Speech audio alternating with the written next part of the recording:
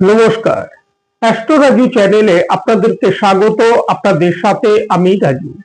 আলোচনা করব মে 2025 কন্যা রাশির ওপর কি ধরনের প্রভাব আসতে পারে। রাশিফল অনুষ্ঠানে মে 2025 আপনাদের শরীর স্বাস্থ্য, আর্থিক স্থিতি, কর্মক্ষেত্র, ব্যবসা বাণিজ্য, এডুকেশন, দাম্পত্য জীবন, প্রেম, প্রণয় সহ সমস্ত বিষয়কে নিয়ে আলোচনা করব আজকের এই অনুষ্ঠানে। সাথে মে মাসের রেসপেক্টে আপনাদের রাশি সাপেক্ষে কিছু গুরুত্বপূর্ণ ডেট তা নিয়েও আলোচনা করব। তার আগে বলবো, যারা যারা অনুষ্ঠানটি দেখছেন প্লিজ চ্যানেলটিকে সাবস্ক্রাইব করতে ভুলবেন না, আর যারা যারা সাবস্ক্রাইব করছেন তাদেরকে আমার অসংখ্য ধন্যবাদ। মে মাসের শুরুতে রাশির সপ্তম ভাবে একাধিক গ্রহকে গোচরে অবস্থান করতে দেখা যাচ্ছে।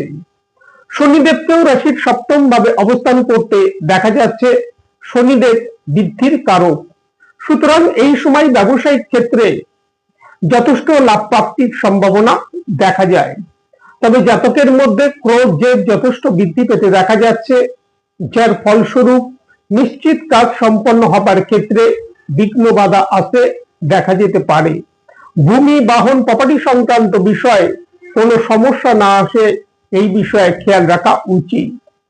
18ই মে রাহু গোচরে রাশির ষষ্ঠ ভাবে প্রবেশ করবে, অর্থাৎ রোগ, ঋণ, শত্রু ভাবে 18ই মে থেকে রাহুর গোচর হতে চলেছে। যার কারণে দীর্ঘদিন ধরে যাদের স্বাস্থ্য সংক্রান্ত কোনো সমস্যা চলছে, এই সময় তা থেকে কিছুটা রিলিফ প্রাপ্তি আসতে দেখা যেতে পারে। যারা ঋণ সংক্রান্ত বিষয়ে জর্জরিত, এই সময় প্রচেষ্টা করলে তা থেকে মুক্তির উৎস বেরিয়ে আসতে দেখা যেতে পারে। শত্রুদেরকে এই সময় পরাজিত হতে দেখা যাচ্ছে। 14ই মে দেবগুরু বৃহস্পতি গোচরে রাশির ভাগ্য ভাব থেকে রাশির দশম ভাব অর্থাৎ কর্মভাবে প্রবেশ করবে। ব্যবসা বাণিজ্য, কর্মক্ষেত্রে অগ্রগতি, সাফল্য আসতে দেখা যাচ্ছে। যারা জব প্রাপ্তির জন্য প্রচেষ্টা করছেন, এই সময় প্রচেষ্টা করলে তা থেকে লাভ প্রাপ্তির সম্ভাবনা দেখা যায়। আর্থিক ক্ষেত্রেও এই সময় মজবুত হতে দেখা যাচ্ছে। সাথে সাথে এই সময় ভূমি, বাহন, প্রপার্টি সংক্রান্ত বিষয়ে কোনো সমস্যা থেকে থাকলে বৃহস্পতির দ্বারা তা সলভ হতে দেখা যেতে পারে। শরীর স্বাস্থ্যের উপর কি ধরনের প্রভাব আসতে পারে। রাশির অধিপতি বুধ বুধকে গোচরে রাশির সপ্তম ভাবে নিচস্থ হয়ে পুরো মাস অবস্থান করতে দেখা যাচ্ছে। তবে বুধ সপ্তম ভাবে নিচস্থ হলেও উচ্চস্থ শুক্রের সাথে যুতি হবার কারণে নিজ-ভঙ্গ রাজ্য তৈরি করে গোচরে অবস্থান করতে দেখা যাচ্ছে। রাশির ফার্স্ট হাউসে রোগকারক কেতুকে অবস্থান করতে দেখা যাচ্ছে 18ই মে আগে পর্যন্ত। সপ্তম ভাবে একাধিক গ্রহের অবস্থান হবার কারণে প্রত্যেকেরই দৃষ্টি থাকছে রাশির ফার্স্ট হাউসের উপর। শরীর স্বাস্থ্য বিষয়ে এই সময় কিছুটা কেয়ারফুল থাকা উচিত। এই সময় অ্যালার্জি সংক্রান্ত কোনো সমস্যা, স্কিন রিলেটেড কোনো সমস্যা, কোল্ড কফ, শারীরিক ব্যথা বেদনা, এই জাতীয় সমস্যার প্রকোপ কিছু কিছু ক্ষেত্রে আসতে দেখা যেতে পারে। আর্থিক স্থিতি, কর্মক্ষেত্র, ব্যবসা বাণিজ্য কি থাকতে চলেছে। প্রথমে কর্মক্ষেত্রকে নিয়ে আলোচনা করব। একাধারে রাশির অধিপতি, অপরদিকে দশম ভাব কর্মভাবেরও অধিপতি বুধ। বুধকে পুরো মাস গোচরে রাশির সপ্তম ভাবে অবস্থান করতে দেখা যাচ্ছে। বুধ এখানে নিচস্থ হলেও উচ্চস্থ শুক্রের সাথে যুতি হবার কারণে নিজ ভঙ্গ রাজ্য তৈরি করে বুধকে গোচরে অবস্থান করতে দেখা যাচ্ছে। 18ই মে থেকে রাহুকে রাশির ষষ্ঠ ভাবে অবস্থান করতে দেখা যাবে, অর্থাৎ অর্থত্রিকোণ ভাবে রাহুকে গোচরে অবস্থান করতে দেখা যাচ্ছে। 14ই মে দেবগুরু বৃহস্পতি গোচরে রাশির দশম ভাব কর্মভাবে প্রবেশ করবে। কর্মক্ষেত্রে এই সময় অগ্রগতি, সাফল্য আসতে দেখা যাচ্ছে। কর্মক্ষেত্রে নতুন নতুন সুযোগ এই সময় আসতে দেখা যাবার সম্ভাবনা। যারা জব প্রাপ্তির জন্য প্রচেষ্টা করছেন, এই সময় জব প্রাপ্তির ক্ষেত্রে সুযোগ আসতে দেখা যেতে পারে।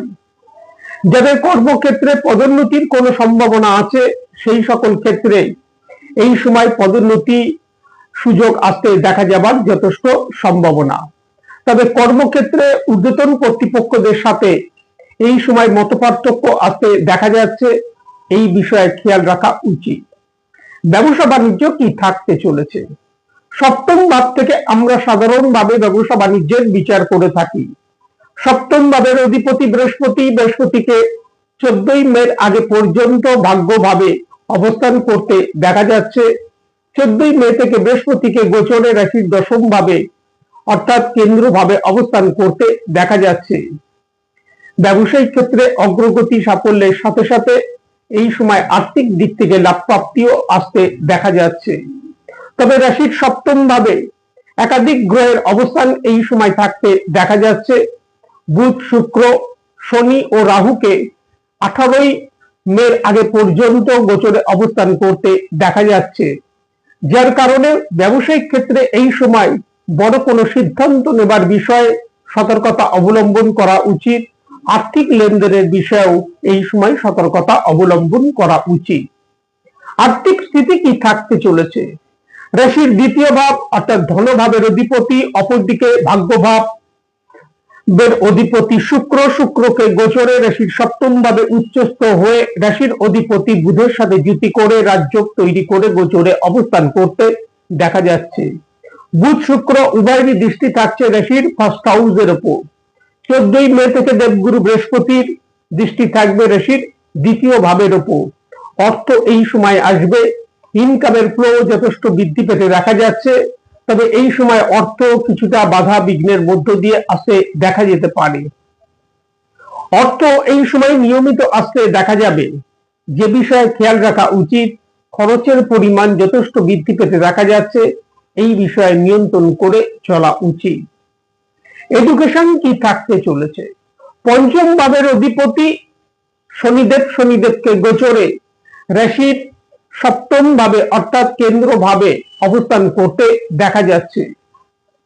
14ই মে আগে পর্যন্ত রাশির পঞ্চম ভাবের ওপর দেবগুরু বৃহস্পতির দৃষ্টি যেমন থাকতে দেখা যাচ্ছে, মঙ্গলের দৃষ্টি থাকছে পুরো মাস রাশির পঞ্চম ভাবের ওপর। বিদ্যার্থীদের বিদ্যাক্ষেত্রে ভাগ্যের পূর্ণ সহায়তা প্রাপ্তি এই সময় আসতে দেখা যাচ্ছে। বিদ্যাক্ষেত্রে অগ্রগতি সাফল্যের সুযোগও এই সময় আসতে দেখা যাচ্ছে। তবে মঙ্গলের দৃষ্টি থাকছে রাশির পঞ্চম ভাবের ওপর, সাথে সাথে পঞ্চম ভাবের অধিপতি শনিদেবকে 18ই মে আগে পর্যন্ত রাহুর সাথে যুতি করে অবস্থান করতে দেখা যাচ্ছে। বিদ্যার্থীদের মনের মধ্যে ওভার কনফিডেন্স এই সময় কাজ করতে দেখা যাবার সম্ভাবনা, আলস্য ভাব এই সময় আসতে দেখা যেতে পারে। এই বিষয়গুলির উপর খেয়াল রাখা উচিত।